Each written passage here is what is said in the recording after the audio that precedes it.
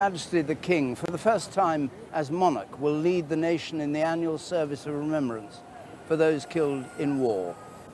Join us for Remembrance Sunday, the Cenotaph, at 10:15 on BBC One and on iPlayer.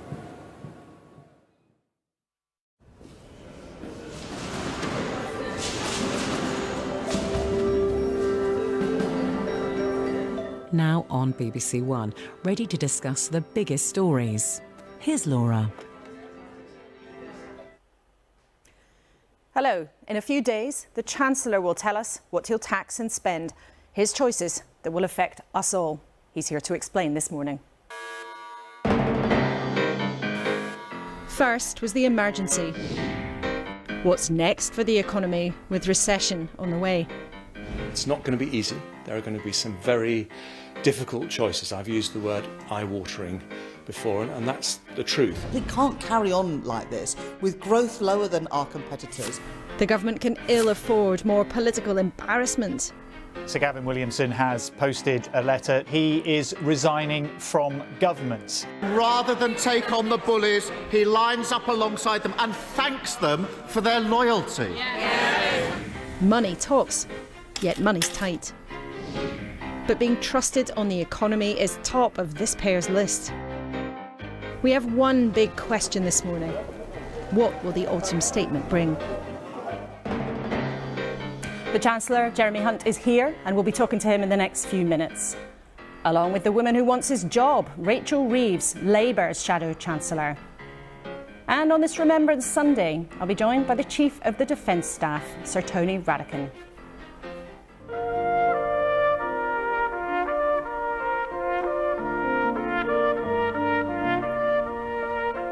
And don't miss that. We will mark this notable day looking ahead to the Remembrance service on BBC One with something truly beautiful. And with me at the desk to help us out through the next hour, the editor of the Financial Times, Rula Calaf, the country's economic referee, Paul Johnson, the head of the Institute for Fiscal Studies, and at this big moment for the country, the historian and TV presenter Simon Sharma is here too.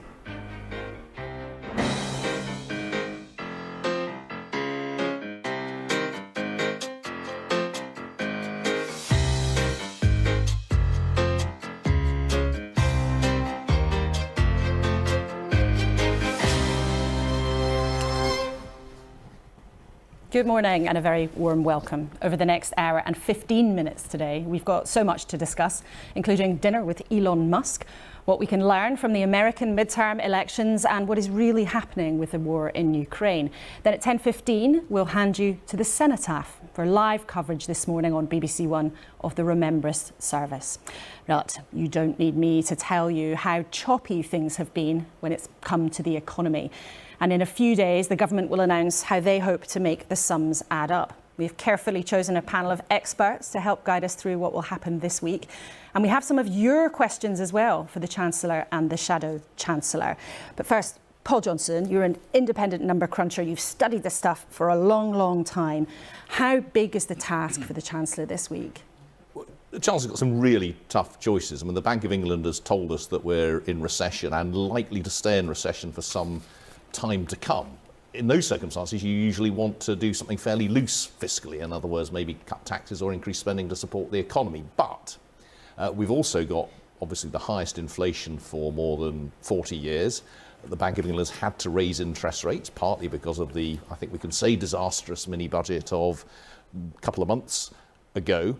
And because growth is very low and inflation is high, then we're going to be looking at very high levels of borrowing and debt over the next several years. So it's a pretty ugly picture. I mean, Rula, at the Financial Times, you look carefully at the UK, but also the rest of the world.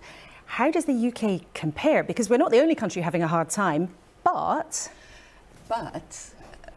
what is happening in the UK is being watched all over the world. I think, unlike many other autumn statements, what the Chancellor has to do is not only convince the UK, but also convince his allies and the world that the UK now is fiscally responsible. What happened with the mini-budget was that the most important thing I think that happened with the mini budget is that the UK lost credibility. And there was concern that the turmoil in the market could spill over. This is why we had the IMF intervention, for example. So I think this is an unusually important budget for the world and not just for the UK. Unusual time of pressure. I mean, if you look at the front pages this morning, it's interesting actually, they're not all going on the economy. The Mirror can't help themselves but put Matt Hancock in the jungle on the front page again. The Telegraph's talking about a migration plan, and the BBC website's got information about the US midterms, but they're the Observer and the Express taking a very different view of what should happen in terms of the economy. Simon Sharma, from your perspective, does it feel to you that the country is at a junction, that this is, as the others have suggested, a really uniquely difficult moment? Well, it certainly has to be a uniquely difficult moment, because actually we're the only country that's not got back so far to the kind of level of growth pre-pandemic. So I would also say, to introduce a terrible profanity these days, the B word, as in Brexit, that it could be the moment, you know, we're not allowed to say anything about that, because, whoa, mustn't litigate it all over again. Has Brexit actually made these decisions even more difficult? But I would say to your point, Laura, that we are at a juncture, but it's a juncture we've seen again. It's a very profound historical one.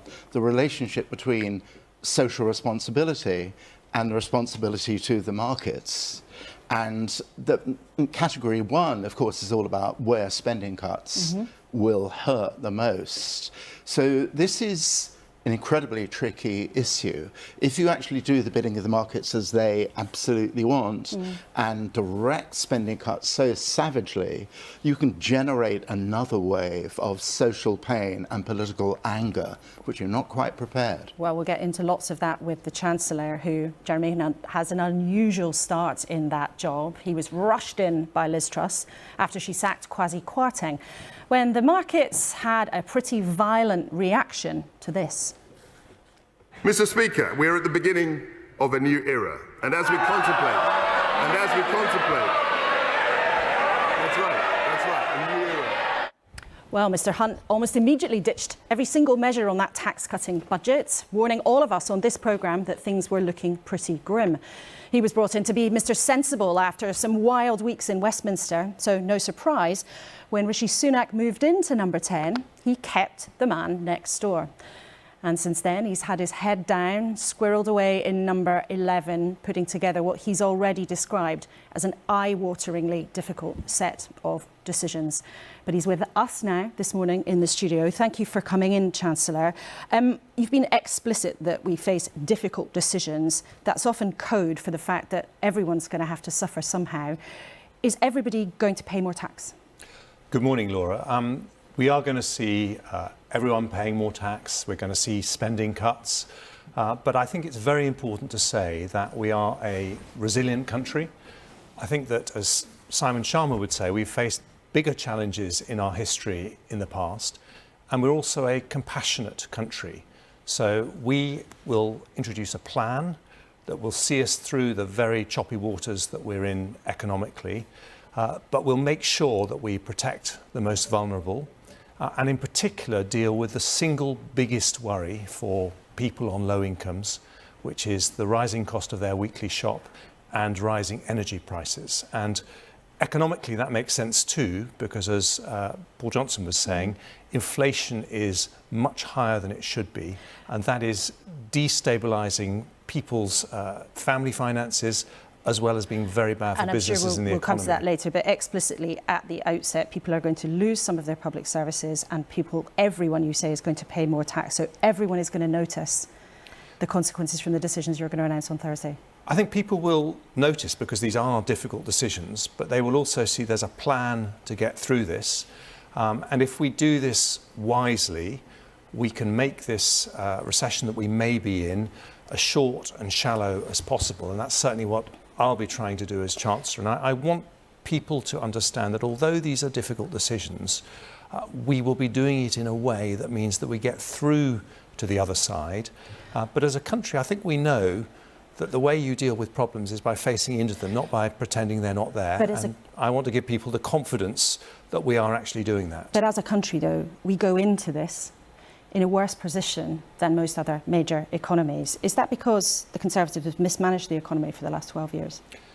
Well, there were some mistakes with the mini-budget, and I corrected those within, I think, 3 days of becoming Chancellor. But I this think is about more than the last decade. I mean, yes. These problems didn't come about during 44 days under Kwasi Kwarteng and his trust, did they?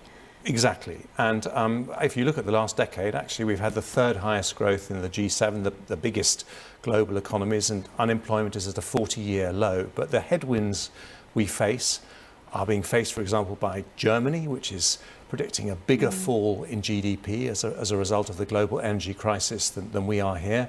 You're seeing higher inflation in the Eurozone and in countries like Germany and Italy. In America, you're seeing taxes go up by $800 billion. So these are global headwinds, and I am very confident that the British economy has some very good fundamentals that will see us through this. At this moment, in a worse position than those other economies that you've mentioned. We can show viewers this graph that shows every other major economy has got back to the size that it was before the pandemic. We have not. There we are, the UK lagging furthest behind. Now, every major economy has had to deal with war in Ukraine and energy prices. Every country has had to deal with the demands of the pandemic.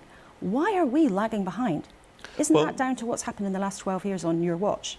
Well, I think that is one snapshot. If I may say, this year we've actually got the fastest growth in the G7 of all the major countries on that list. So we're catching up fast in that respect. But do we have some issues as a result of the pandemic? Yes, we seem to have about 600,000 more people who have left the labour force.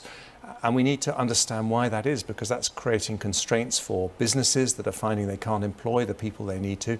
That's absolutely something I'll be talking about on Thursday. And what I want people to see is that we have a plan that is not just to deal with the short-term pressures of these very high energy prices that are causing such worry to families up and down the country, but also a plan to grow the economy, to make us one of the most prosperous countries in Europe, which of course is what we need if we're going to fund the NHS and our public services. So we'll see both parts of that. We'll see a plan that deals with the short term and gets us in good shape for the future. And people will be eager to hear that on Thursday. But as you know, we've asked our viewers for questions. Let's take the first one from Marie Casey.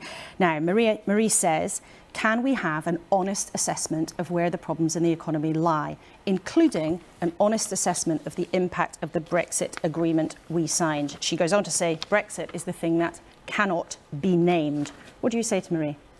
Well, Brexit is a big change that the country voted for, and whether it's a success or not is up to us. Whether we embrace the opportunities of a different type of economy to one that we would have been in as part of the European single market. I believe we can make a tremendous success of it, but it's not going to happen automatically. And what you'll hear on Thursday is some of the ways that I think we can make a success of it. You're suggesting that it hasn't happened yet. I mean, do you deny that Brexit has meant the economy has grown less slowly than it otherwise might have been? Well, what I don't accept is the premise that Brexit will make us poorer. I think it has an opportunity. That was my question, Chancellor. Yeah. It was at this stage, we're the only major economy that has made it harder for businesses to trade with our nearest trading partner. Barriers were introduced. Now, I'm not saying it was the right thing or the wrong thing. It's what people decided. But as an economy, we made it harder for many businesses to trade, to do business. Do you deny that's had a cost? I don't deny there are costs to a decision like Brexit, but there are also opportunities, and you have to see it in the round. And I think what happened with Brexit is because we made those opportunities yet, though? Since then, we had literally within months of formally leaving the EU, we had a once-in-a-century pandemic, which has meant the process of outlining what the opportunities are has taken longer. But I think we need to do that now because we've decided to do it, and we need to make it a success. But do you think that's part of why we are behind compared to some other economies?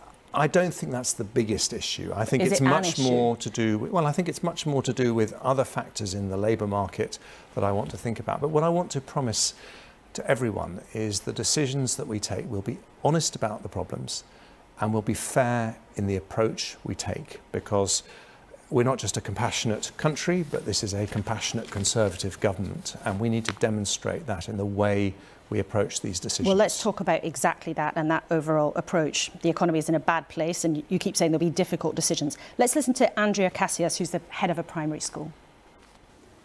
What practical strategies would you advise head teachers to use to balance their budgets in light of non-funded pay rises and huge increases in gas and electricity prices? And please could I respectfully ask you not to begin with the phrase, "We've put more money into schools than ever before." Thank you. I think Andrea should be interviewing politicians. So without saying you've already put more money into before, what do you say to her? Well, the first thing I want to say to Andrea is that I think that our heads and indeed our schools have done an incredible job in the time that my party has been in power. We've seen a very dramatic rise in school standards, and I think our state schools are often as good or even better than independent schools. But that's not her question. She wants to know, as a head teacher, inflation is tearing into her budget. Are you going to give her extra money? Will government departments get extra money now, this year, to deal with the cost of inflation? Or are you going to, as everyone expects, tell them they've got to stick with what they were given in 2021?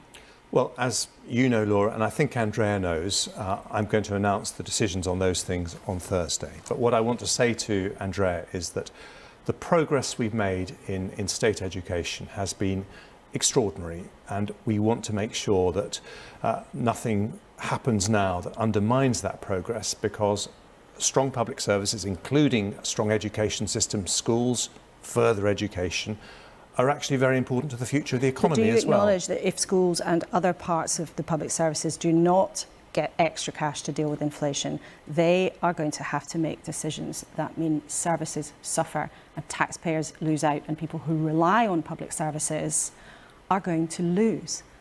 Well, what I would say, Laura, is this.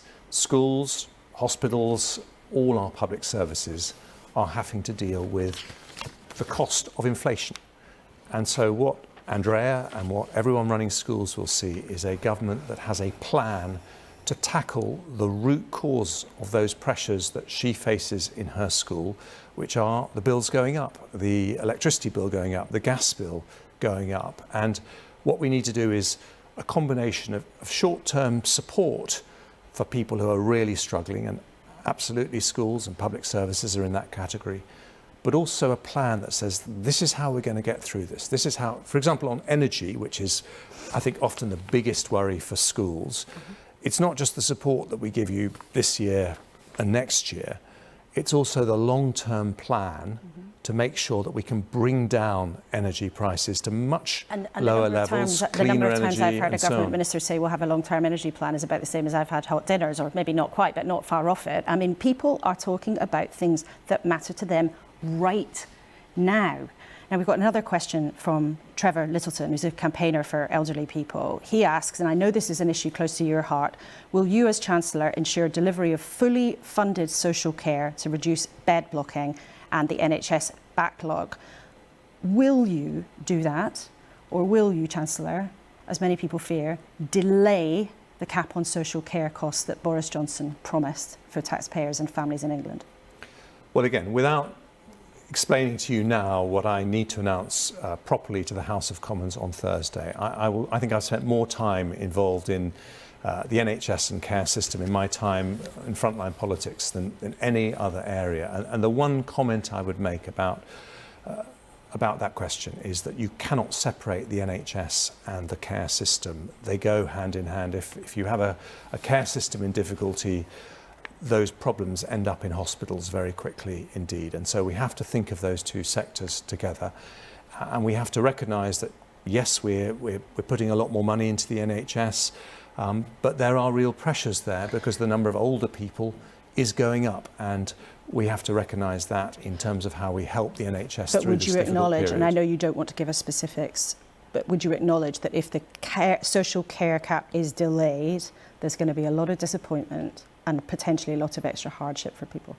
Of course, and I don't want to pretend that there aren't going to be lots of difficult decisions that disappoint people, but I think what people will also see is that this is a government that is committed to helping people with the greatest difficulties and committed to our public services and is taking a balanced approach. And, you know, the big question people are going to ask is, if we are actually in recession, are these measures making the recession worse or better?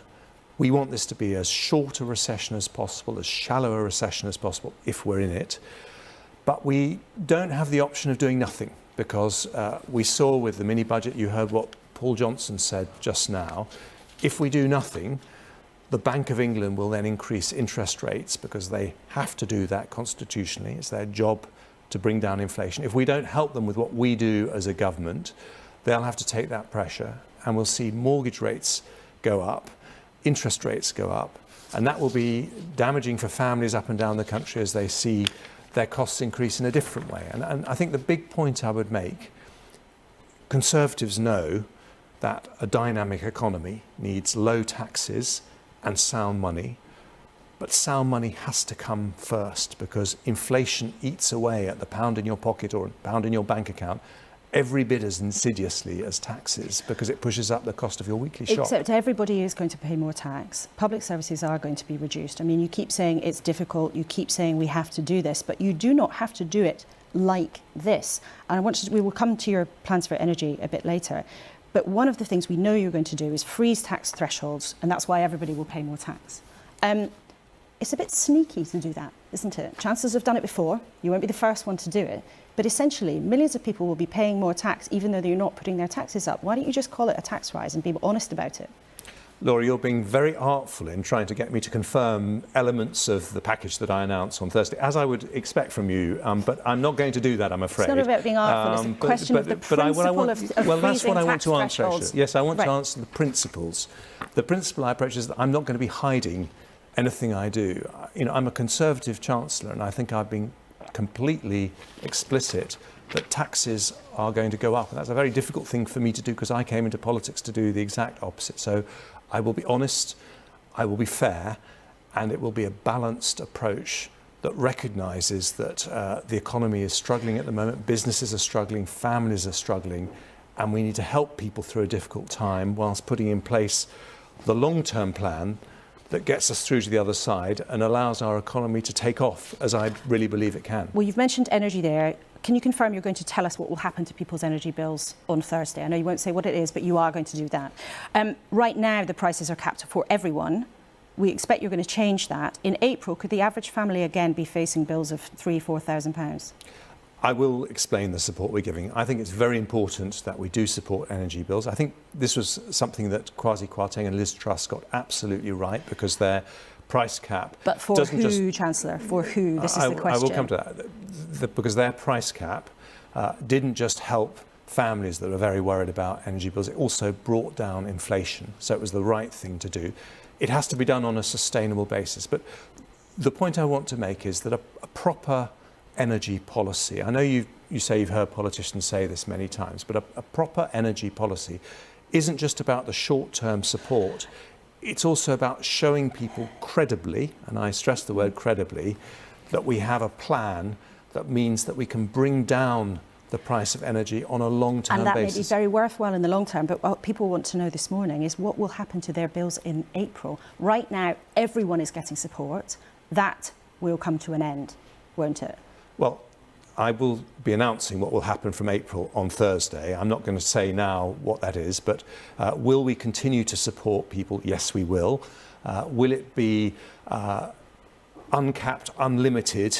We have to recognise that one of the reasons for the instability that followed the mini-budget was that people were worried that we were exposing British public finances to the volatility of the international gas market. So there has to be some constraints to it. But yes, we will continue to support families, and I will explain exactly how we're going to do that. But the average family or just the most vulnerable? I mean, when you haven't got much money to spend, you could quite understand a Conservative Chancellor saying, I'm terribly sorry, we can only afford to help people who are really, really struggling. But energy costs are so huge at the moment, many people who would normally see themselves as being somewhere in the middle are finding it extremely difficult to pay. Yes, and I'm not going to say what I'm going to announce, but I do recognise that the people who are struggling are many families, not just families on the very lowest income, and we do understand those concerns. Have you ditched Boris Johnson's long-term energy plan that he announced not so long ago? I think Boris was great at having a big vision for the future. There was sometimes an element of cakeism in what he announced, and so what we need to do is to make sure that we can deliver the high ambitions that he set out, which were absolutely right, with a practical, credible, affordable, deliverable policy. So you're ditching it because it was a fantasy? Is that what you're saying? No. I'm actually saying the opposite. I want to deliver the exciting things that he outlined, but I need people to believe. You were saying to me earlier that you've heard endless ministers saying they're going to do motherhood and apple pie, and you've sort of stopped believing it. I want to present something that the hard-nosed Laura Kuenssberg looks at and says, actually, I believe this is going to happen. And for energy policy, that means recognising there's a global energy crisis, and we need to make sure that dictators like Putin are not able to put up our energy and gas bills in the future as they are able to at the moment. Well, we'll watch carefully exactly what it is you announce on Thursday. But just as we come to a close, you've said repeatedly this morning and in the last couple of weeks that there is no alternative. You have no choice. You have to act in this way.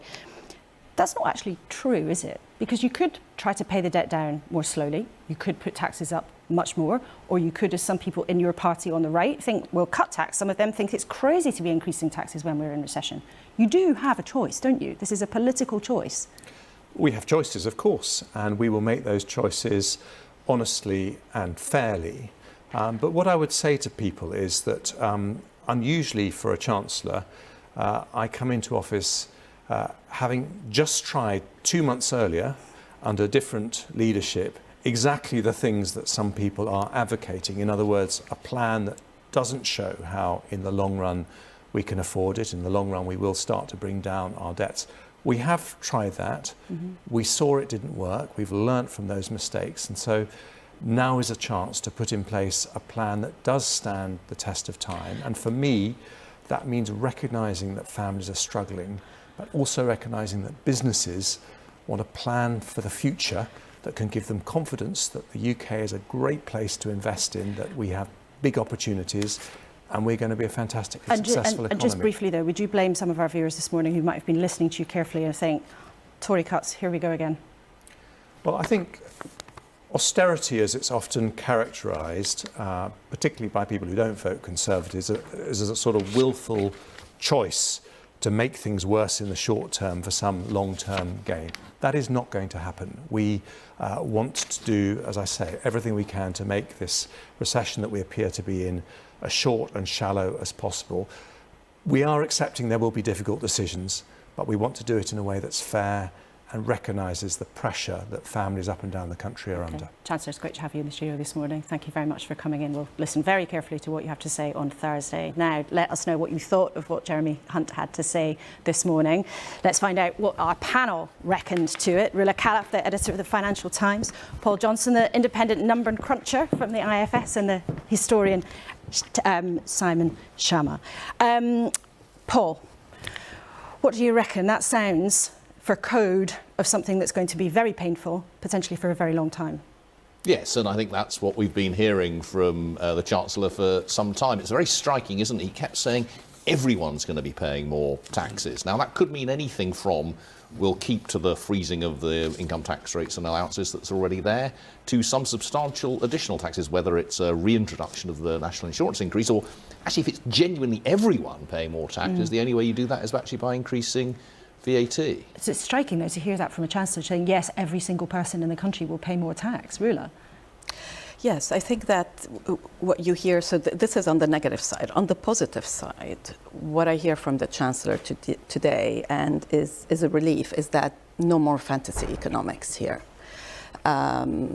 We are going to be fiscally responsible, and there will be pain, and we will try to spread the pain across. Now, two things that I think are not being said yet in this sort of new era of transparency. One is that the Chancellor has to overcompensate for the mini-budget and for the impact of the mini-budget. And that is a much higher, the cost today is much higher than it would have been a month ago. So the public might suffer more or pay more tax because of the mistakes. Exactly. Made. Absolutely. And the second point is, and I think you tried to address this, is Brexit. Brexit is the elephant in the room. There is no debate today about the cost of Brexit. Yes, there are opportunities in Brexit. We haven't seen them yet. But by focusing only on there are opportunities in the future and not discussing the cost of Brexit, I think that there is more room for transparency. That's what I'm trying to say. Simon, what did you make of hearing a politician speak like that? I mean, he's made a big play of being honest. I'm going to be straight with people. It's going to be tough, but I'm going to tell you the truth. What did you think? Well, it was the mailed fist inside the velvet glove, but the velvet glove was very velvety. That's Jeremy Hunt's speciality. No, I thought, as Paul and Marilla have both said, and you took up the point about Brexit, I think this will actually generate a new debate, not least because the Chancellor did say, well, inflation has a lot to do with the cost of labour. Well, of course, issues on the supply chain and the cost of labour are not entirely unrelated to the fact that agricultural produce is rotting in the fields, that NHS staff has been wounded by the lack of a belt. That's pushed up real wages. So the two things are kind of interestingly connected. And I say just one other thing about is that over the course of the interview, he went from standard Conservative view that we are absolutely committed to helping the most vulnerable to more or less admitting that the most vulnerable is the broad, enormous middle class. Well, we'll see with interest so what he the says broad on middle class Thursday. suffering the pain are going to have to pay more taxes, but they are also people who are waiting 8 hours for an ambulance. Isn't it true, though, Paul, as the Chancellor said, that given what's happened since we left the EU, the unprecedented crisis of the pandemic, things happening with supply chains because of that, global economic turbulence everywhere, isn't it true to say that actually it hasn't been possible to see the opportunities of Brexit yet? And isn't there also a risk for people who are on the other side of the debate to be a bit sort of gleeful and say, well, it was all because of that. I was right.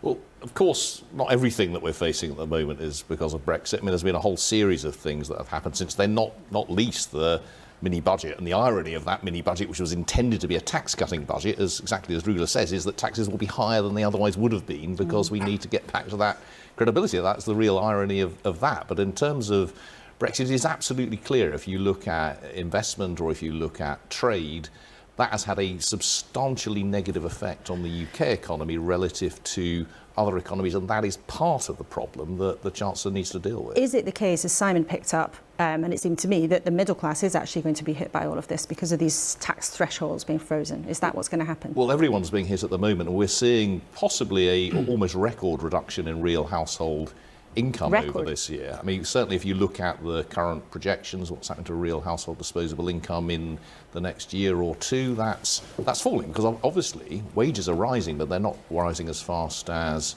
prices, and at the same time taxes are rising. So all of that's hitting households, and with the freezing of tax allowances and further tax rises, yes, the Chancellor couldn't have been clearer. Everyone's going to be hit by this. And Rula, what do you think that will do to our politics? I mean, it's a pretty tough sell, isn't it? Well, this is the big trick, right? Because on the one hand, they don't have a choice. They have to both raise taxes and cut spending.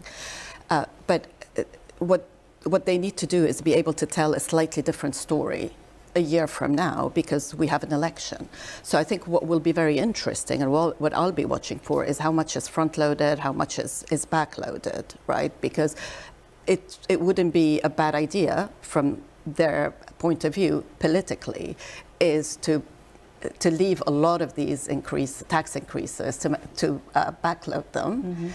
And then possibly and then you might saddle miraculously Labour. find that the rules can't bend after all. Or you might saddle Labour with them. Well, we'll be talking to Rachel Reeves from the Labour Party in just a moment, but you mentioned elections there. I want to talk about the US midterms, which always take ages to count American election results. Now, it looks like, Simon, that against the expectation of the pollsters, the Democrats are going to keep the Senate. They may not also lose the House. So these are the equivalents of the Lords and the Commons, although obviously the history is pretty different. But just to explain to people the upper and lower house, what do you make of what's going on? Because I know you watch American politics very keenly. I do. I live in the lower Hudson Valley. Well, this is an extraordinary day, really. It's a vindication of American democracy, in a way. And I only say that for one crucial reason. In the 1970s, Hannah Arendt, the political philosopher, wrote a wonderful essay called Politics and Lies. And she made a very interesting point, very much out of left field, that lies are exciting.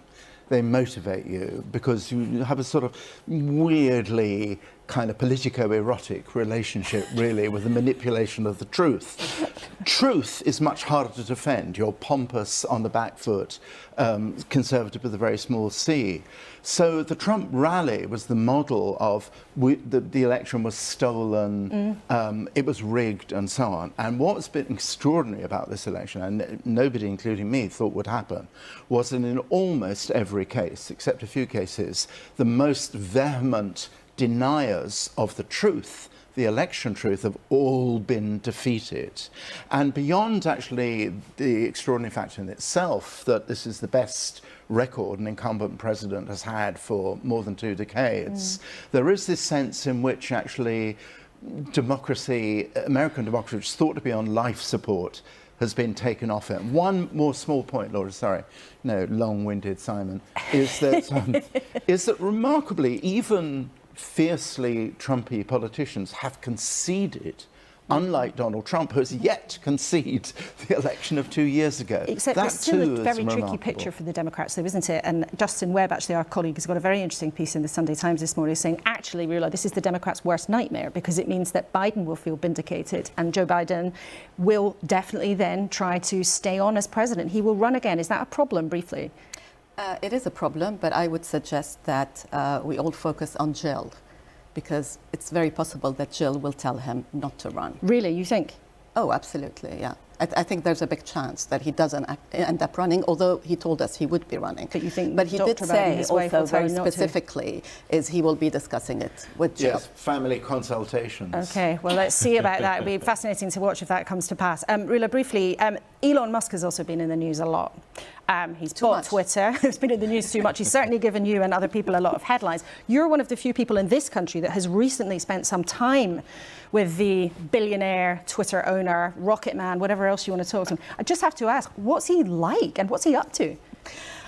He's like, I think the way I described him in the dinner, it's like two people. It's combined. On the one hand, you have an inventor, a builder, someone who has a mission and wants and will fight for this mission. And on the other hand, you have a sort of a kid, a troublemaker, mischievous, who doesn't really believe in rules, doesn't really believe in the rule of law itself. And the combination can, in some cases, bring genius, and in some cases, bring disaster. Did you like him? I was intrigued. I was intrigued. Very diplomatic. That intrigued. Could be a yes or a no. Nicely handled. Very curious. Paul, we're about to speak to Rachel Reeves, the Labour Shadow Chancellor. How do you think she can position herself here? We've heard from Jeremy Hunt already. What do you think Labour are trying to do here? Well, they've got a really difficult position, actually. I mean, if Labour win in a couple of years' time, it's not going to be like 1997. Back in 1997, when Labour won, actually the Conservatives, whatever you thought of them, spent 5 years essentially repairing the public finances, and the economy was in a pretty good position, and that left Labour with plenty of opportunity, actually, to spend more and to do things that they wanted to do with public services. Come 2024 or 2025, that's not going to be the position. We've seen the economy is likely to be in a difficult place, possibly recovering, but the public finances not with lots of money around. So if Labour want to do a lot of the things that I think they want to do, they're going to have to think quite hard about what they're going to do on the tax side as well. And of course, that's a very difficult sell before the election, because miserable sods like me, when it comes to their manifesto, are going to say, well, how are you going to pay for all this? Oh, dearie me, well, you've described yourself as a miserable sod, and Jeremy Hunt said I was hard-nosed. Let's see how many insults are going to be flying by the end of the show. Let's see then what Labour does have to say this morning. We've heard about the choices the government is making from Jeremy Hunt. We've heard that it's not going to be a pretty picture on Thursday. Thank you so much for your questions you sent in for him. And remember, you can still get in touch today with any of your thoughts or questions. You can email us at kuenssberg.co.uk or use the hashtag BBC Laura K, or follow the conversation on the BBC Live page at bbc.co.uk/news. But we have questions from you for Labour too, and we can join Rachel Reeves from Leeds. She's there today rather than in the studio because of a remembrance service in her constituency later. So welcome to you, Rachel, from Leeds this morning. Good morning. Do you agree that there's going to be a big hole in the government finances in the order of tens of billions of pounds? Well, it is disappointing that we still don't know the state of the public finances. The last Chancellor gagged the Office for Budget Responsibility, so we haven't been able to see the details of what our public finances or the state of the economy are. I think there are two important things that I'm looking for from the Chancellor on Thursday and that I would prioritise if it was me as a Labour Chancellor making the autumn statement. The first is about fair choices to manage the public finances, and the second is a serious plan for growth to stop us languishing at the bottom of the global league tables of growth and instead seize some of the big opportunities for the industries of the future and investment and jobs here in Britain. But do you agree on principle, Rachel, that there is this gap, this black hole as some people call it? Do you agree with that assessment, that whether it's a Conservative government or whether you became the Chancellor tomorrow, there is a gap between what the government is expecting to have back from taxes and what they're able to spend? But there is clearly a gap. We don't know the scale of it yet, and that is disappointing. It's why I've already started setting out some of the tax changes that we would make and we would prioritise.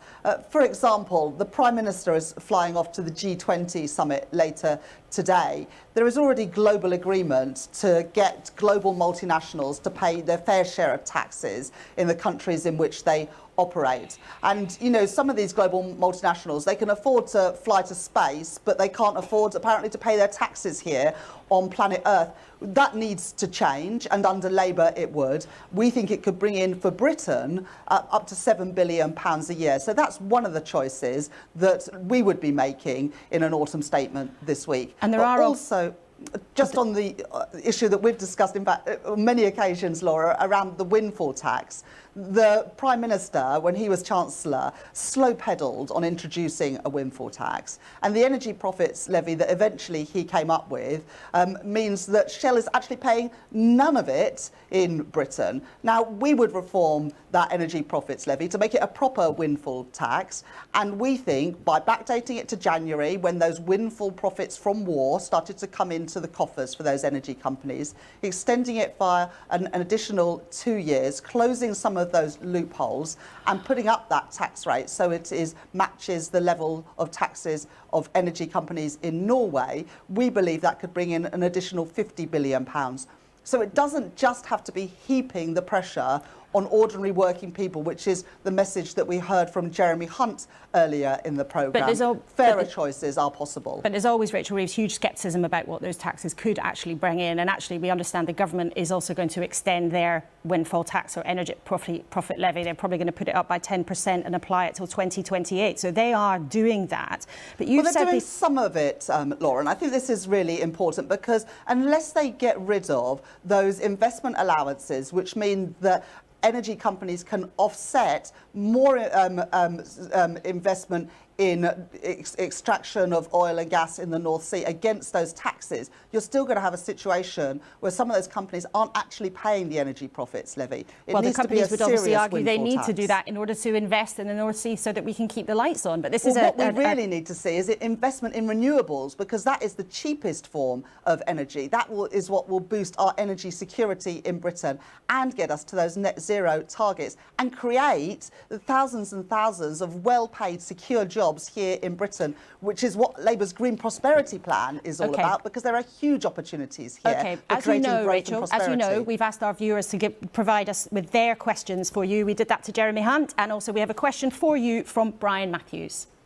How does Labour explain rising interest rates and inflation in the US and Europe, in many cases worse than here? Our financial problems are primarily due to furlough, lockdown and Ukraine, all spending that Labour supported.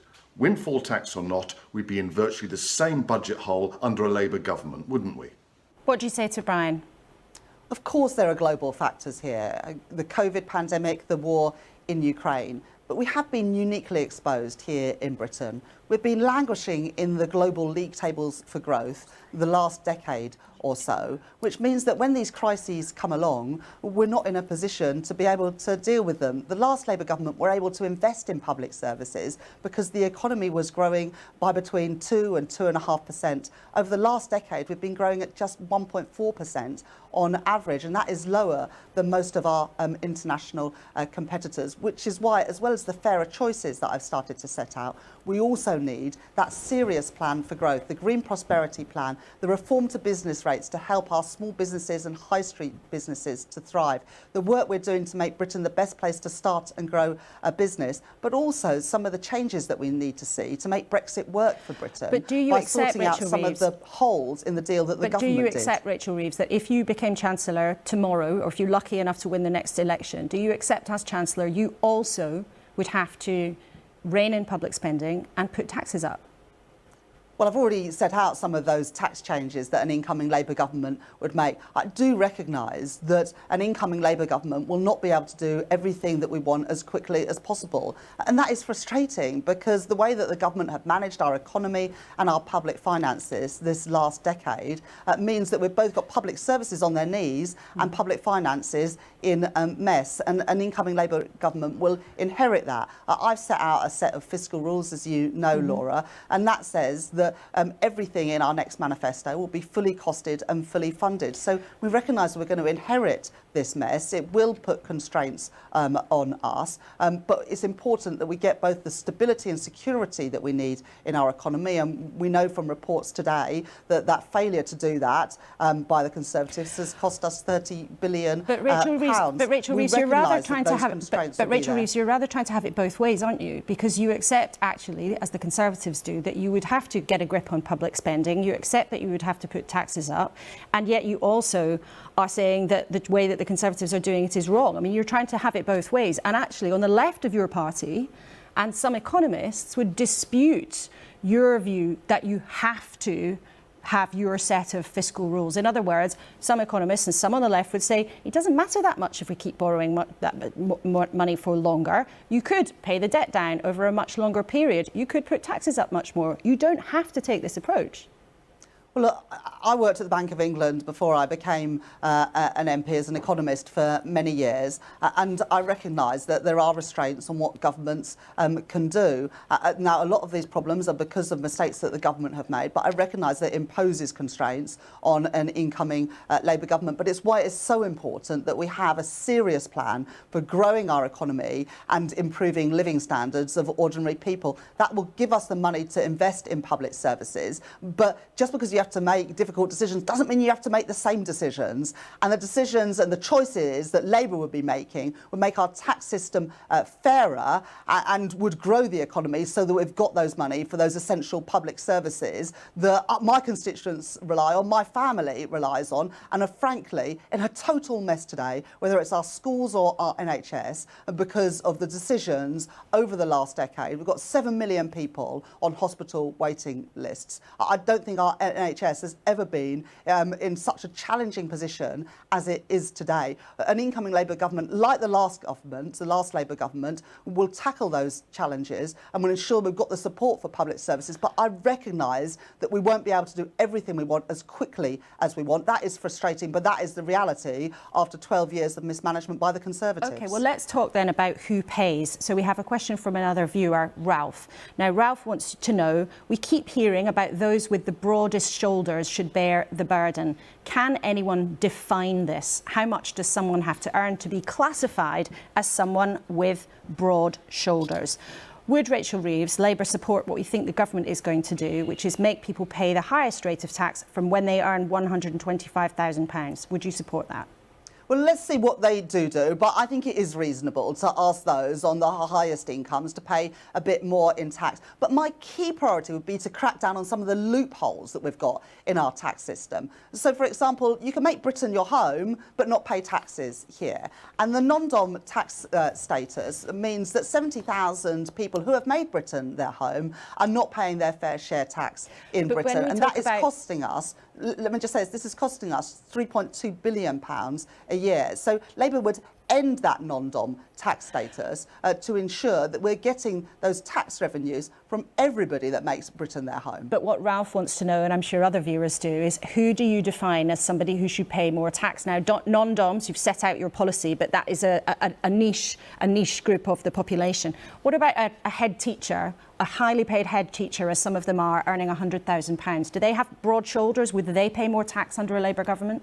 Labour have got no proposals to increase rates of income tax or national insurance. In fact, it's the Tories who have been increasing taxes on working people. We think that if you get your tax from stocks and shares and dividends or through buy-to-let properties, there is a case for looking at how that income is taxed, because at the moment it is taxed at a much lower rate than income from going out to work. There are so many loopholes in the system that means the system is not fair, and often those with the most resources are able to get out of paying their fair share of tax. Look at the private equity industry, for example. Private equity bosses say that their income is capital gains and so pay 28% tax rather than 45% tax on it. Rachel, that is not right, and we would close that loophole. But do you believe that you would be able to raise all the tax that you needed to pay for the public services that you want from closing loopholes? I think there's an awful lot you can get at. The windfall tax, the global minimum rate of corporation tax, the non-dom changes, those are just some of the proposals that Labour have put forward to close some of the gap in the public finances. But the point is, and I guess the difference between Labour and the Conservatives, is that the Tories keep coming back to working people and asking them to pay more, and they do little to close these loopholes that mean some of the wealthiest people and businesses in society are still not paying their fair share of taxes. That's the change I want to see. But are you guaranteeing, Rachel Reeves, this morning that you would not put income tax up? Is that what you're saying? I'm not going to write my manifesto for the Labour Party on this programme, Laura, but I've got no plans to increase income tax. In fact, it's Jeremy Hunt, through his stealth taxes, that is increasing income taxes because he's not willing or not able to tackle some of these loopholes that see some people in society not paying their fair share of tax. And that is the difference between what Jeremy Hunt will be doing on Thursday and what I would be doing if I was Chancellor of the Exchequer. Now, if you were Chancellor, what would you do about an issue a lot of people are very interested in, climate change? Last week here on this programme, Ed Miliband said that a Labour government would pay compensation to countries that are being terribly affected already by environmental damage and those who haven't been big emitters in the past but who are now suffering. How much would you spend on that? Well, look, there's already global agreement to help those countries that are most affected by climate change, and that is right. But I think the biggest contribution that the UK can make is to get in plan our own things we can do here in Britain to get to net zero as quickly as possible. And that has a number of benefits. First of all, it actually reduces the price of energy for British consumers because we know that renewable energy is the cheapest form. It boosts our energy security and makes us less reliant on Putin and other dictatorial regimes. And through that investment, we can create those good quality, well-paid, secure jobs all across Britain in carbon capture, in green hydrogen, in floating offshore wind, in green steel. Jobs of the future, paying good wages in former industrialised communities and in our coastal communities. And it gets us to net zero and playing our role in the global field in getting to net zero and passing on to our children and grandchildren a green and inhabitable planet. But it has the huge benefit of ensuring good quality jobs here in Britain. And I want to seize those opportunities because some country in the world is going to be the global leader in these industries, and it can and should be Britain. Rachel Reeves, thank you so much for joining us on the programme this morning. I'm sure in the run-up to the election in the next weeks and months we'll talk a lot more about those plans you were just outlining there, but thank you very much for being with us this weekend. Now, I reckon every Sunday is special. We get to have these kind of big conversations about what's going on in the world. But this Sunday, every year, is a special conversation.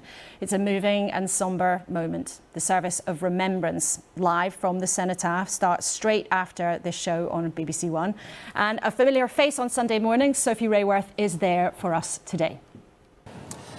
Good morning from the Cenotaph in a very misty Whitehall, and what a morning it is going to be. 9,750 veterans. That's how many are expected to take part in the March Past today, one of the biggest that we have seen in many years. And also the public, 10,000 people are expected to gather here in Whitehall. They're arriving now. Many of them have been waiting since 7 o'clock this morning to make sure that they can be here to take their places and watch the march past. Well, I'm joined by a man who has been here many times and will be marching again today, Terry Bullingham, who is marching with Blind Veterans UK. And Terry, lovely to see you. It's particularly poignant for you, isn't it? Because it is the 40th anniversary of the Falklands War in which you served. Yes. And I was on the HMS Antrim, county-class destroyer, looking after Humphrey, the embarked anti-submarine helicopter. We were in San Carlos water, 21st of May, protecting Cambridge. He's starting to disembark the troops. And we had 4 Skyhawks did a low pass over us, bombed us, but they didn't go off, thank goodness. And at the same time, preoccupied, on the flight deck, 2 Argentinian Mirage fighters came down, probably 500 knots, 50 feet, incredible sort of speed. And the last thing I actually saw was a star on the side of them, and the cannon showing in the water pointing at me. And I got shrapnel in my eyes, and I totally blind ever since. What does it mean to you to be here today? It's an absolute privilege. The atmosphere that we, of course, viewers aren't going to pick that up, but to actually be here is a privilege, and hear Big Ben strike at 11, wonderful. And I think of lots of people from the Falklands and from Afghanistan and Iraq, but mainly from the Falklands, Fleet Arm people. HMS Glamorgan, which was our sister ship, took her Exocet in the hangar on the 12th of June, just before the end, and I lost 6 good friends there.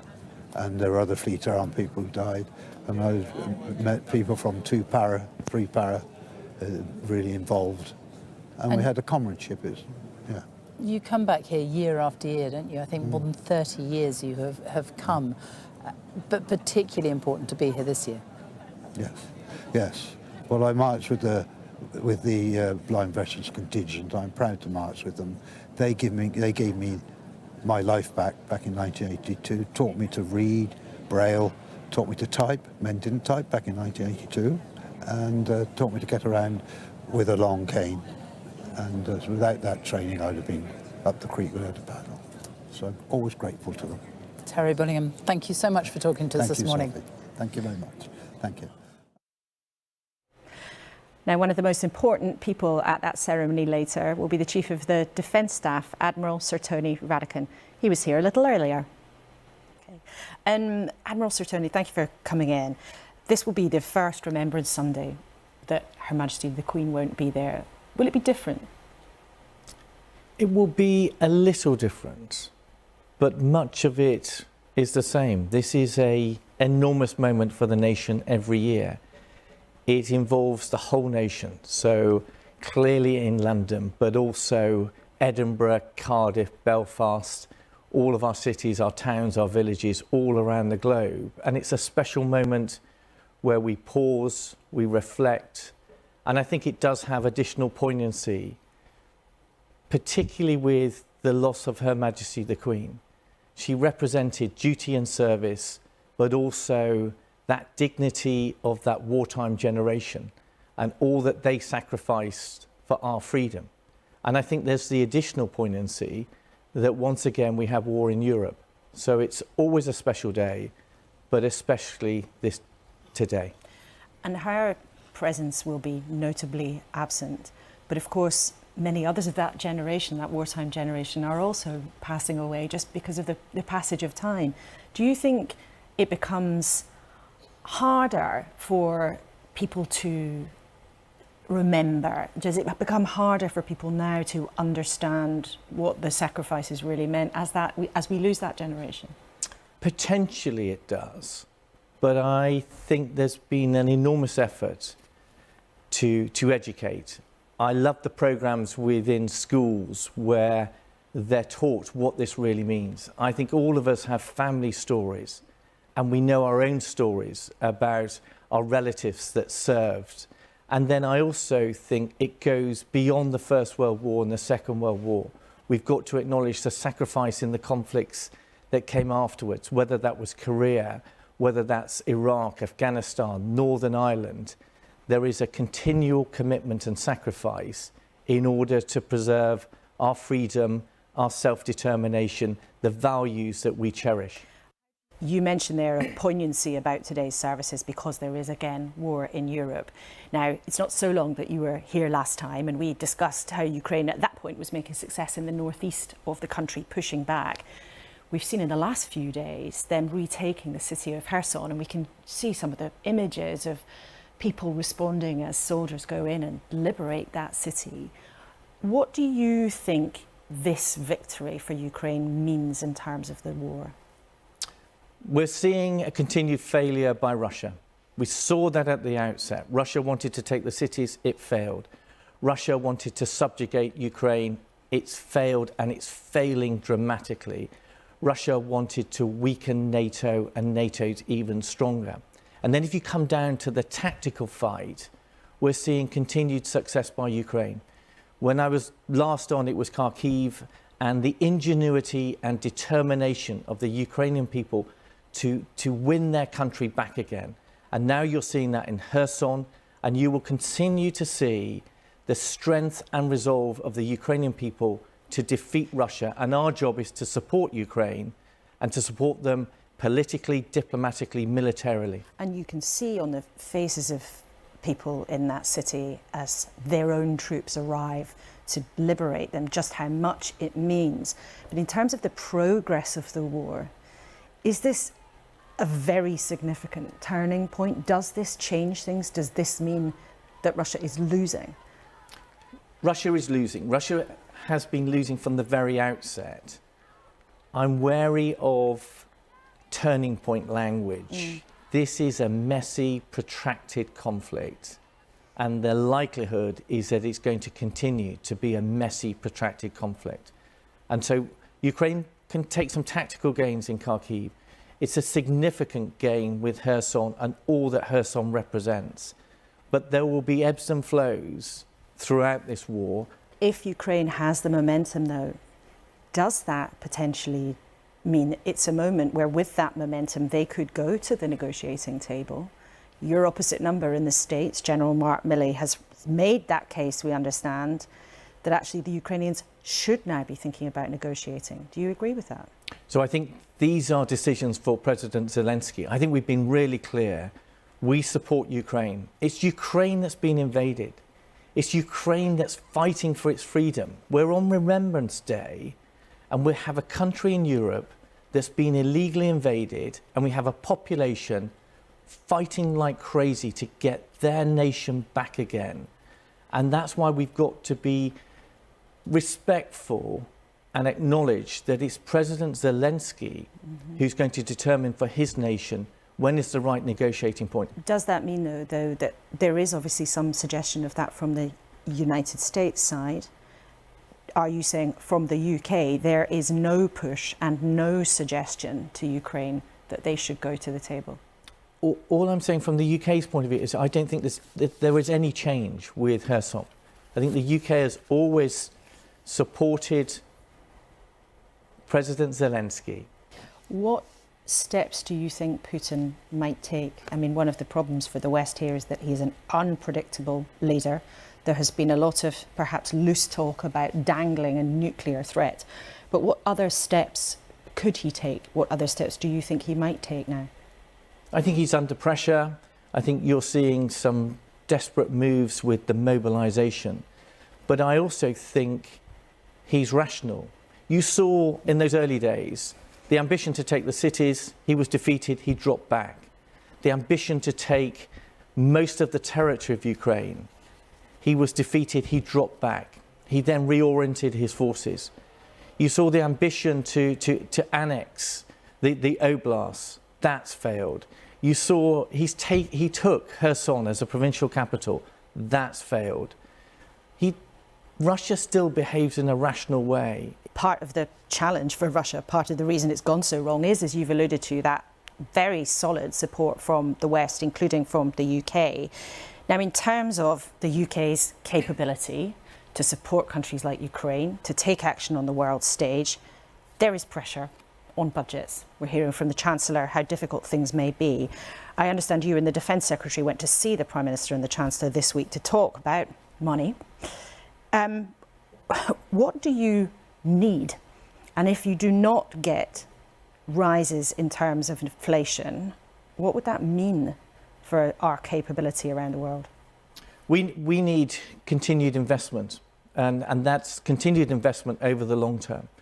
And I welcome the conversations that we can have with the Prime Minister and the Chancellor and accompanying the Defence Secretary. These are incredibly serious times. They're serious economic times, but they're also serious security times with a war in Europe. And both of those have to be dealt with. And when you look at the security aspect, these are long-term threats and they require long-term investment. It sounds like you are quite carefully trying to say the long-term budgets for the MOD must not be cut. For the ambition of the government to be met, we need to maintain that investment. And the Defence Secretary has been very clear about that, and I think the government's been very clear about its own ambition to respond to the threats that are out there and to have a stronger defence. I also want to ask you about something the Defence Secretary talked about in the Commons this week. He revealed a British RAF plane on patrol over the Black Sea in September was interacted with, whatever that really means, by Russian aircraft. Now, he said that a Russian aircraft released a missile in the vicinity of a British plane. You may not be able to tell us very much, but that sounds like something very serious. Can you tell us what really happened?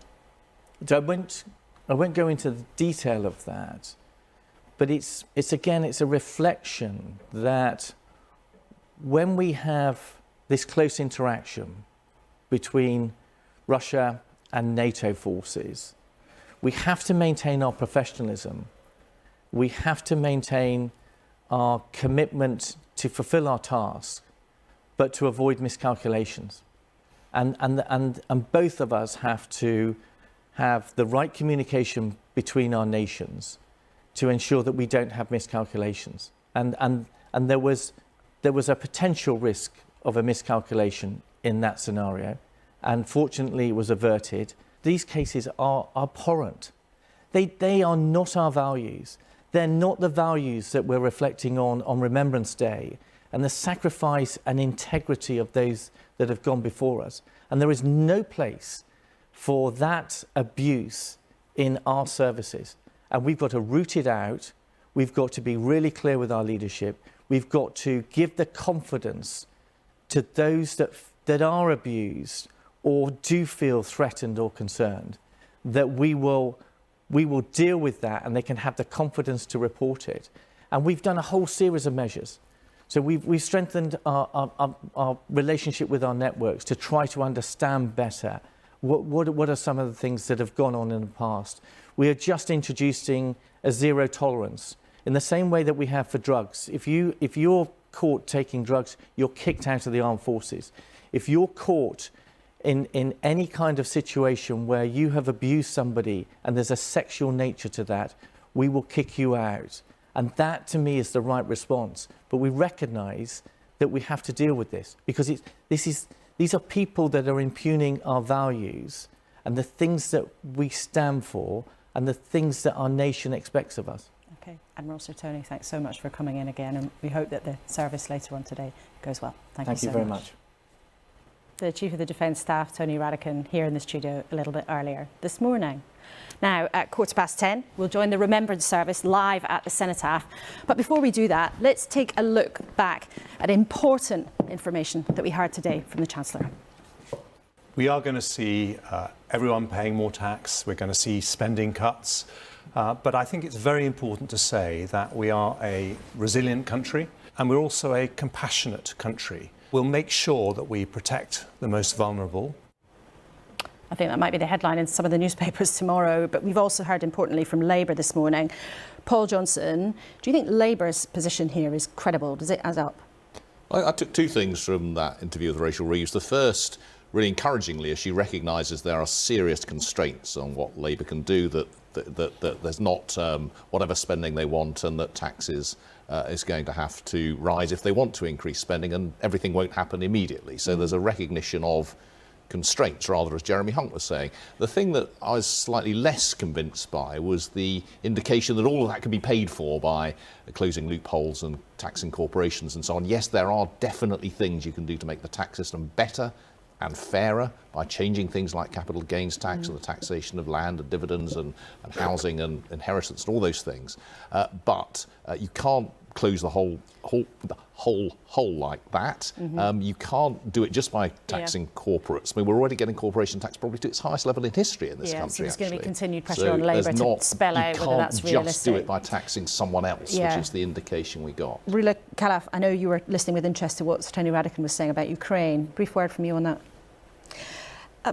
I was very interested in what he said about the messy, protracted conflict, and because I am starting to wonder, given all the victories, and I think taking to Curzon is a milestone, whether the Ukrainians aren't going to win. You're starting now to hear voices from the West saying, perhaps it's time for negotiations. But I don't see what room there is today for negotiations. The situation doesn't allow for But that negotiations. debate could evolve in the next while. Simon, finally to you, it's been great to have you here in the studio this morning. And I know you, as a historian, have a new big historical project, a new TV programme called The History of Now. Tell us about it. It is. It's really. It ponders the notion that actually a lot of the great themes, be it what we were talking about earlier on, how raw can capitalism be without a social conscience? You know, how will that help democracy live?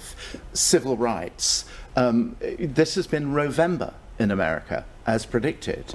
The notion that second wave feminism had won irreversibly, was reversed by the Supreme Court. So the programs deal with these things that happened during my lifetime, and how the arts and culture, we've been talking politics, that's your job, Laura, but I want to say, especially in light of cuts, the arts are not a luxury. We feature George Orwell, James Baldwin, Ai Weiwei. They change minds. Poems can't stop tanks, but wow, they can change history. That's what the series is about. Well, that big idea is in a big conversation, and viewers can look forward to that on BBC Two from Sunday the 27th of November. Yes. Thank you so much to all three of you for being here this morning and helping us through some chunky debates and grappling with some big issues.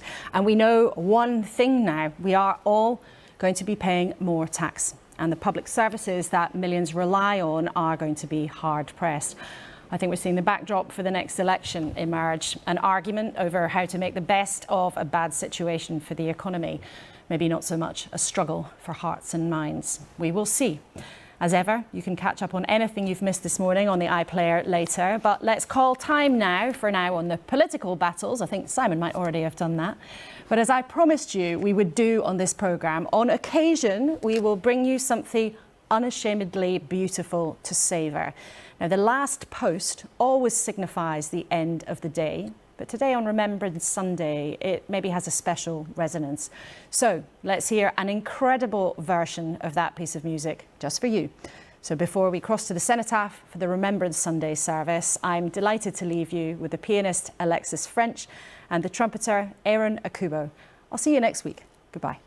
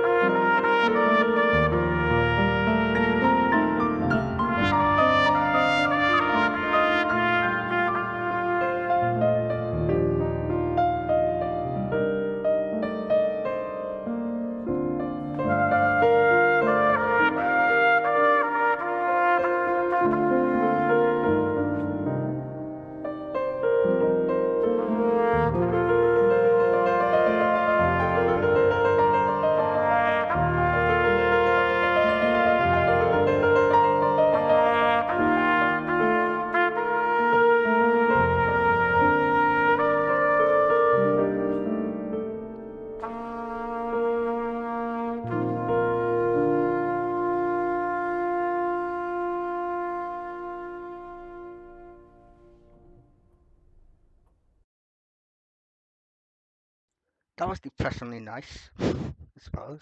Jeez. There you go. Sunday Politics, live at 9 o'clock in the morning. Very beautiful, actually.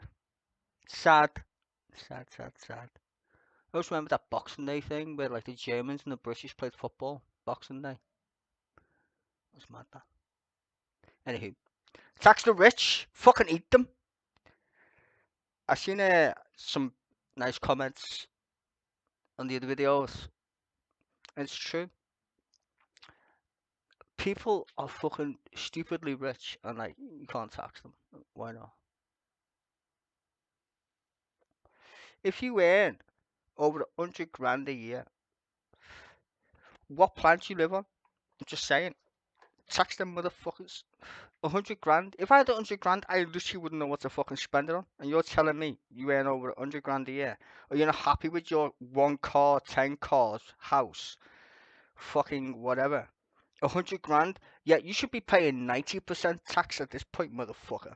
I'd put the tax rate up to like 90%. You earn over 100 grand? Are you telling me you can't live on 100 grand? Are you fucking mad? Tell all them people who live on 4, 5, 6, 7, 8, 9, 10 grand. Oh, that shit works out for them. You're on 100 grand a year. 100. Divide that by 12. Just in your brain, if you can do the fucking math for that. If you're on 12 grand a year, that's 1 grand a month. Right? How much are you on 70 grand a year? 100 grand a year? How much do you get every fucking month? Do you really need 10 bathrooms in your house? Do you really need the most expensive fucking car known to mankind? No, you don't. People are just so fucking stupid.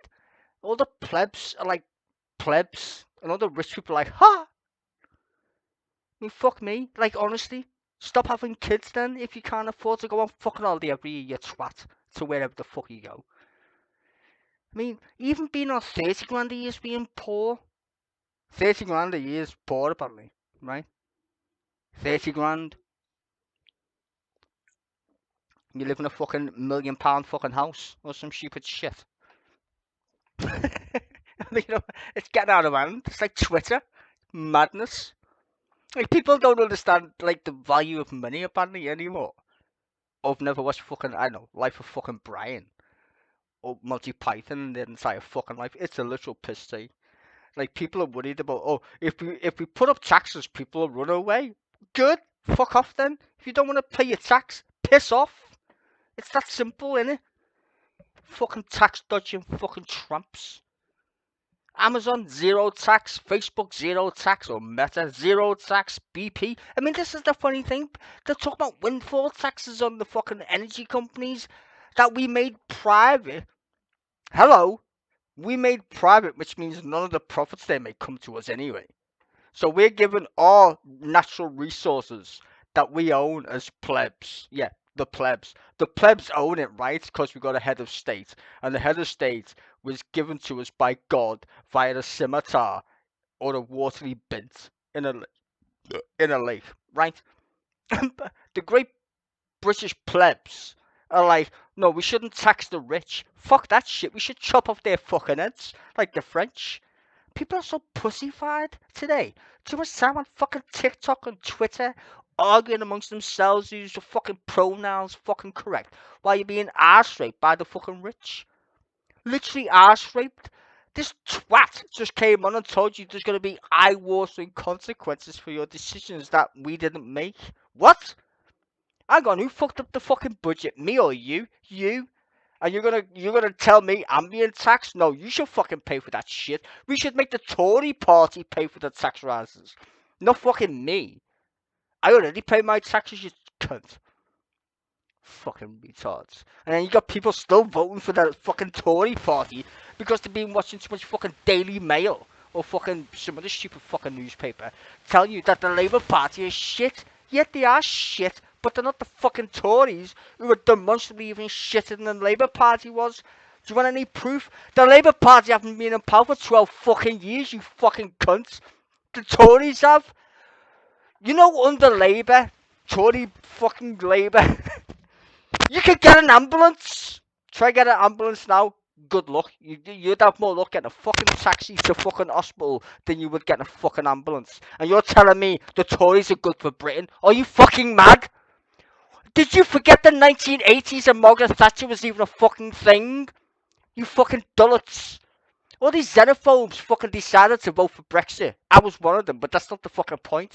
All these weird cunts vote for Brexit and then decide that, oh, the Tory party are actually fucking capable of doing anything.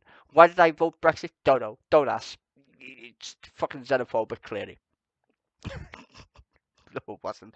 But let's just say it is, right? Let's just say everyone who votes for Brexit's a racist fucking cunt, and we all hate French people. Let's just say that's the fucking facts of it, right? What have the fucking Tories done since we voted to leave? It took them 7 years from when we decided to fucking leave to fucking leave. They're fucking useless. Even the fucking Tories hate the fucking Tories. That's how shit the fucking Tories are. You know shit's gone wrong when your own fucking base hates you. And the fact that we gave them the fucking opportunity to be complete right-wing fucking nutjobs. What did they do the first time they got in office? Crash the fucking pound. Like Black Wednesday all over again. I mean, people got fucking bad memories. Why did we get rid of Margaret Thatcher? I fucking wonder. Oh, I don't know. Interest rates are 17%. There's some fucking mad shit. VAT at fucking astronomical levels. It's the 1980s all over again, and no one's like literally paying attention. I might as well just watch Grease or fucking, I don't know, some of the fucking mad TV show from the 80s. A-Team? I watched the fucking A-Team, there we go. Right? You might as well. These fucking useless cunts are just mind-bending. The fact that we haven't even had a general election anytime, it's just mind-bending. And then you got the Labour Party just sat on the fence like a bunch of fucking clowns. The reason why nobody wants to vote for Labour, and I'll tell you the truth, because they're a bunch of faggots. And I don't mean that derogatory against gay people. I mean, like, you're a bunch of sausages in a tin. Because, I'm just saying, they're useless. Oh, we don't want to go on a picket line because it sends the wrong idea. Yet that you're a fucking Tory. That's the message it sends to Mick Lynch and everybody else who's broke as a fucking joke. The message it sends is that you don't give a fuck. Well, we've got to be fiscally sound, yet in a country that prints its own money. Who do we borrow our money to? People ask. We're going to borrow money. Yeah, we borrow it from ourselves.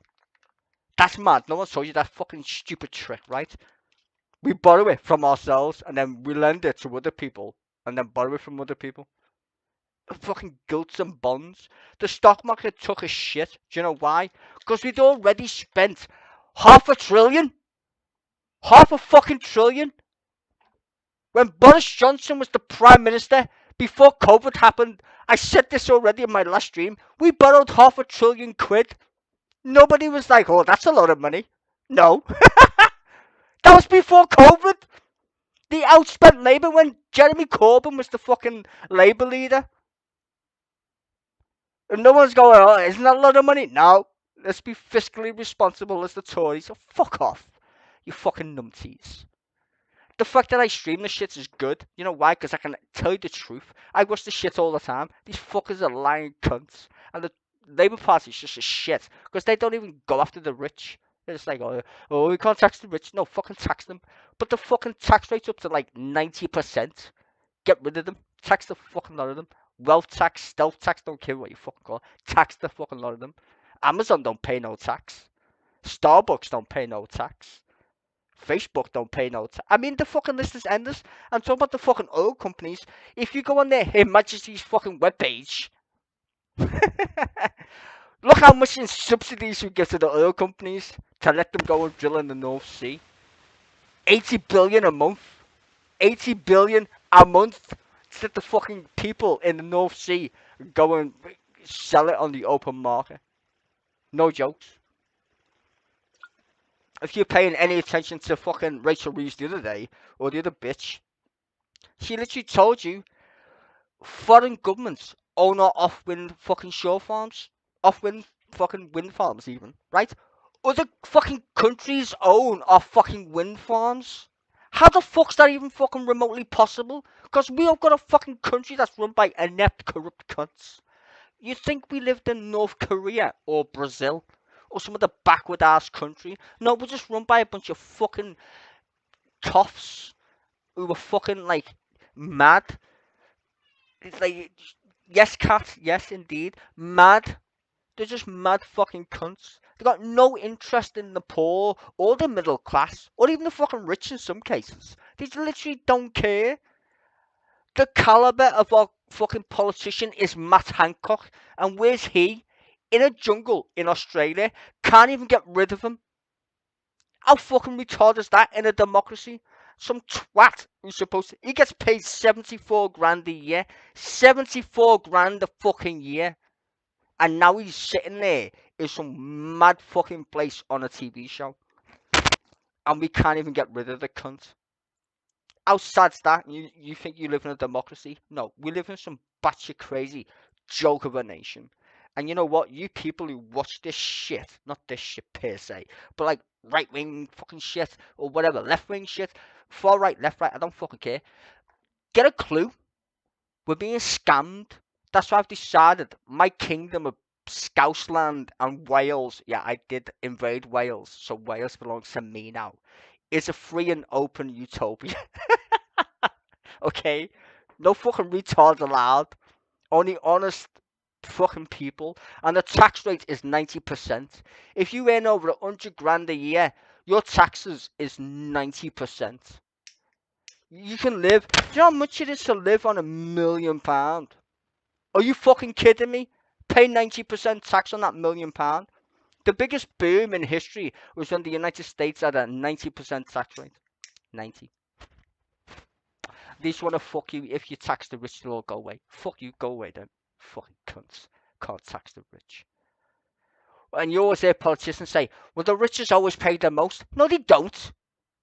Never heard of the it's not even, it's a parable. Is it a parable? I think it's a parable. If you got £10 and you donate £1, and you got nothing and you donate a penny, what one's worth more? You twat. It's your income, right? If you got £1 million and you donate £1,000 to somebody, and you got a tenner and you donate £1, which one's more? Do you understand the concept of how fucked this situation is? We can't tax the rich, they'll run away. Fuck them. The rich because of people let them get rich. You don't know what the French Revolution was about, right? You read it in a history book and forgot, right? We're being fucking shafted by the rich. And now again, austerity 2.0. Well, we're going to have public spending cuts. And no, how about you just tax the fucking rich properly? Put the taxes up. Well, we won't be competitive in a race to the bottom. Because that's what it is. Have you never played Sim City before? I'm sure most of you play computer games who are old like me. Go load up Sim City. See how that works out for you. Lower all the corporation taxes you want. They don't pay you enough taxes. They just don't. It's impossible. Because you still need plebs to pay taxes. You just do. Well, are you going to get businesses to fucking... Well, are you going to get people to work for you if you don't pay me anything anyway? People go on strike. You need high corporation tax. High. Give them tax cuts for the shit that they're supposed to be doing. Like R&D. New inventions. Infrastructures type shit. You get what I'm saying? Give them tax cuts for the shit that they should be doing. Don't lower their corporation tax because the corporations. No. Give them an incentive to do something fucking useful, like electrify the fucking streets or some shit. You want a tax break? Okay, stick a fucking, I don't know, electric charger over there in the South Downs. Give them something to do. Don't give them a tax break just because they exist. That's fucking stupid. That's not an incentive. You ever been on the dole before? What's your incentive to get a job? You got no money? Yeah. What's your incentive to fucking invest in Britain? We're going to hire your fucking taxes then, innit? It's that simple. If you want to invest in Britain, be smart about it. I would literally cut taxes for the people who actually do shit, like corner shops and shit like that. Like the high street or whatever. That's a great idea. Tax all the business rates, like all the little businesses you see in the shops when you go down to your local shops, right? That should all be zero, right? You should be on the same playing field as fucking Amazon, because Amazon doesn't pay any tax. Why should you pay tax if Amazon pays no tax? That's unfair. That's not competition. It's getting dicked in the ass right there. Oh, well, it's Amazon's a big guy. Fuck Amazon. Fuck Jeff Bezos with his dick spaceship. Fuck him. Okay? Fuck him. When Amazon pays tax, then you get paid tax, right? It's that simple. So, all these companies, the big giant ones, Tesla, I don't give a fuck who they are, pay your taxes. If you earn over 100 grand, pay up 90%. And you're telling me you can't live on 100 grand a year? I don't know what fucking planet you live on, mate. I literally don't. Fuck off. Because I know people who earn good money and they're still fucking broke. And there's not 100 grand. The average medium income in the fucking United Kingdom is like, what, 24 grand? 24? That's the vast majority of people who live in Britain. About 24 grand. That's shit. Shit compared to... And that's not even fucking factoring inflation. It's probably even less than that now. Like 20 grand, 19 grand, some shit. They're broke. Teachers, nurses, the people you clapped for during COVID. Fuck that, man. Well, these fucking not even millionaires. These fuckers, like politicians. That's 70 grand a year, second jobs. Fuck that shit. Should all go to the fucking war. Fuck them all. Tax the fuck out of them. Do you want to leave Britain? Good for you. Fuck off. Don't need you here. Pay your taxes or piss off. That's all I'm saying. Because the vast majority of people who work hard and slog their bollocks off, who get up every morning 5 AM or whatever the fuck, I used to fucking do it. You know what? I used to pay fucking like, God knows how much in taxes every week. I used to get slammed £120 in a week for tax. In a week? What's the point in doing fucking overtime if you're going to get slammed for taxes? No point. No point at all. But these cunts don't do anything. They're just sitting on fucking £100,000 a year. No taxes whatsoever. Fuck that shit. You know what? People need to wake up and realise that at some point it's going to come to a crescendo. I love that word, crescendo, because it's going to come to that, where people will finally realise, like in Monty Python, I'm king of the Britons. Who the fuck are the Britons? Isn't it? And if you don't understand that fucking little quote, go and watch Life of Brian. You'll understand it pretty perfectly. We are in a crunch moment where the British people need to wake the fuck up and realise that they're being shafted by this Tory government for 12 years. I'm not saying the Labour Party are going to be any better. Well, they will be. But, fucking hell. I think 12 years of these fucking mad cunts is 12 years too long. 12 years. I predicted all this mad shit on my other channel. People said to me, there's no way the red wall's gonna fall in the last election. I was like, goodbye, Labour. I support Labour, but I was telling you very clearly on my other channel, Labour's toast. And next year, it's going to get worse, because when I make my prediction video about the fact that the union is no longer going to be in a union, oh, that's going to be glorious. You think it's going to get better from now on? Oh no, we're going to have the maddest next year ever. First of all, Scotland's going to leave the union and Labour's going to win an election, but they're not going to win an election because there's going to be a constitutional crisis at the same time. Next year's going to be fucking hilarious. I'm going to make a video on it probably in the week, but I'm going to predict the madness of 2023, and it's going to be fucking glorious. What you wait and see. And you know what the thing is? I've got evidence to back it up. That's the beautiful part. Evidence is a nice thing. Nicola Sturgeon, Jesus Christ. I thought the Queen was bad. No, I'm not joking. God save the Queen. Kind of. Anywho, there you go. Sunday is wrapped up. You've heard me a little waffle at the fucking end. If you like it, if you don't like it, don't really care. You don't pay me to fucking waffle, do you? Just saying. Anyway, be back tomorrow. Fucking hell. Another day.